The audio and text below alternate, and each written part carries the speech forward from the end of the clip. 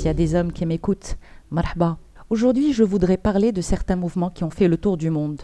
Des mouvements à travers des hashtags. Hashtag MeToo, hashtag Balance ton porc, hashtag Massaktesh. Des mouvements appelant les femmes à partager leur expérience d'harcèlement et d'agression sexuelle.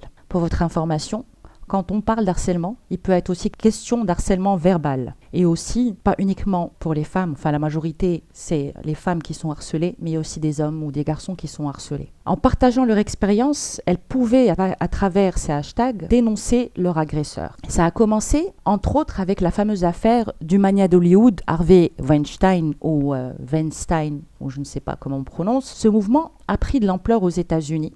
Mais il a eu un impact mondial, au Brésil, en Chine, au Royaume-Uni, en Inde, en France, au Maroc aussi.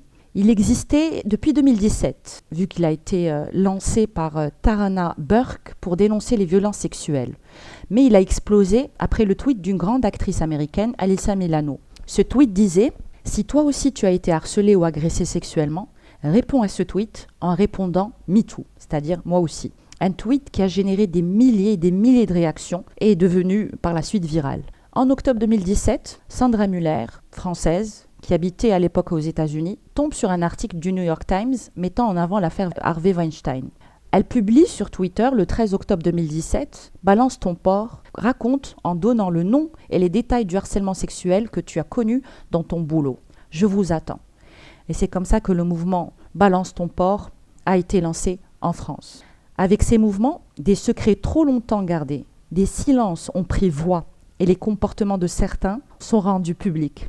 La Shoah a commencé. Jean-Luc Lahaye, Patrick Poivre d'Arvor, Richard Berry et d'autres ont été accusés de viol. Bon, maintenant, qu'est-ce qu'il en est? Je ne sais pas. D'ailleurs, ça a tellement pris de l'ampleur que ce n'était plus que dans le milieu du cinéma ou du journalisme. La parole des femmes s'est enfin libérée. Au Maroc, un mouvement est né.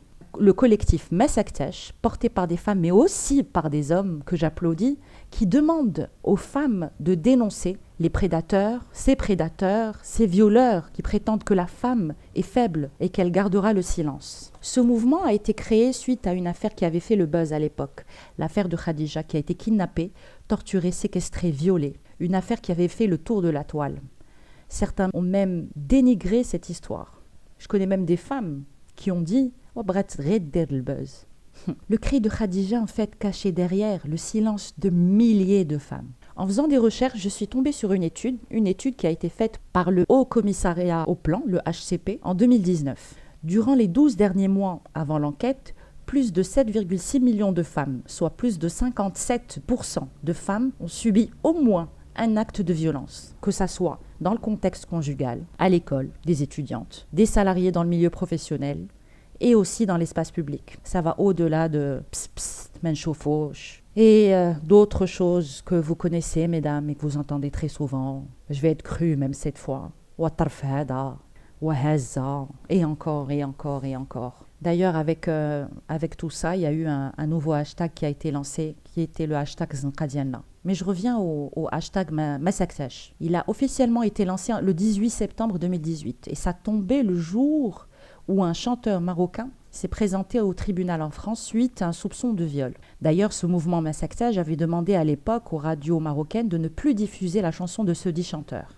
Seules 2 radios l'ont faite, et j'applaudis ces 2 radios qui ont eu le courage de le faire. Les autres radios, silence radio. Ce mouvement que je salue et que je remercie en tant que femme, parce que grâce à ce mouvement, des femmes commencent à prendre la parole, même si c'est de manière anonyme, mais au moins, elles sentent qu'elles ne sont plus seules, elles sentent qu'elles sont écoutées. Il y a eu, entre-temps, l'adoption de la loi 103-13, dont j'ai parlé sur un autre épisode, mais qui pour moi reste encore insuffisante, notamment en ce qui concerne les violences conjugales, parce que le viol conjugal n'est toujours pas condamné malheureusement. Hein, Madame Bassima Hkawi, merci beaucoup.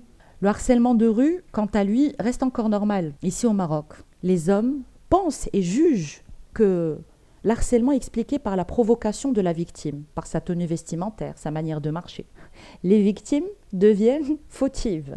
Même des femmes ont cette réflexion. Oui, oui, elles soutiennent cette réflexion. Je les entends dire des fois « Ouais, j'ai ça phrase, ouais, je n'ai qu'un ça ». Des paroles qui m'exaspèrent. Je rigole comme. La femme qui dit ça ou les femmes qui disent ça. Je suis tombée aussi sur une étude qui a été faite, je pense à Rabat et région, par le bureau régional de l'ONU.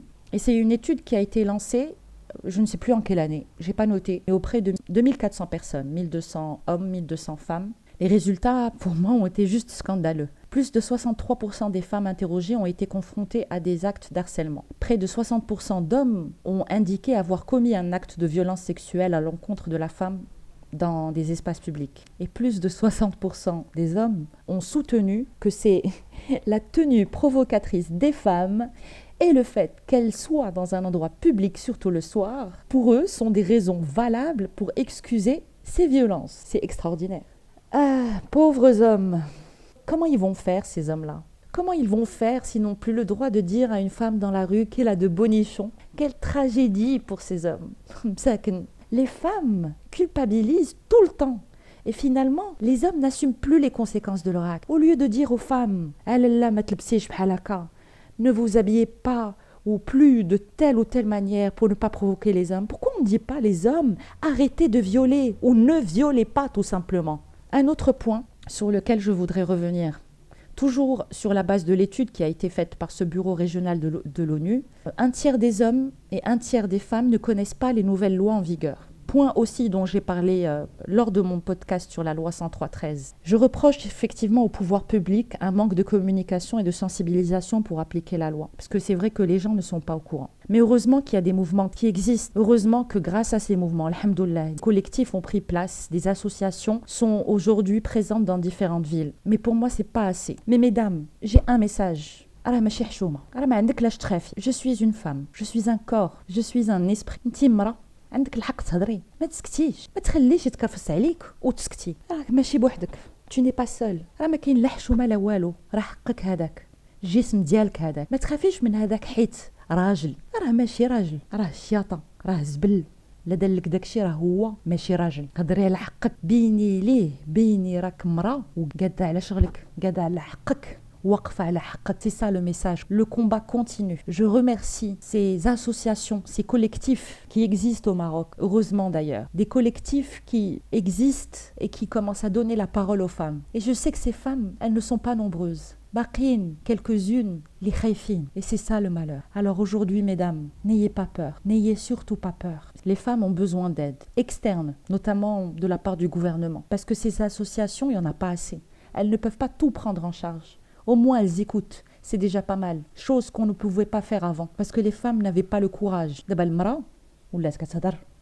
المرأة ولات كتخرج وكتبين علاش قاده. Et je vais finir cet épisode avec une citation de Simone de Beauvoir qui disait « La femme n'est victime d'aucune mystérieuse fatalité. Il ne faut pas conclure que ses ovaires la condamnent à vivre éternellement à genoux. » J'espère que cet épisode vous a plu. Bonne soirée.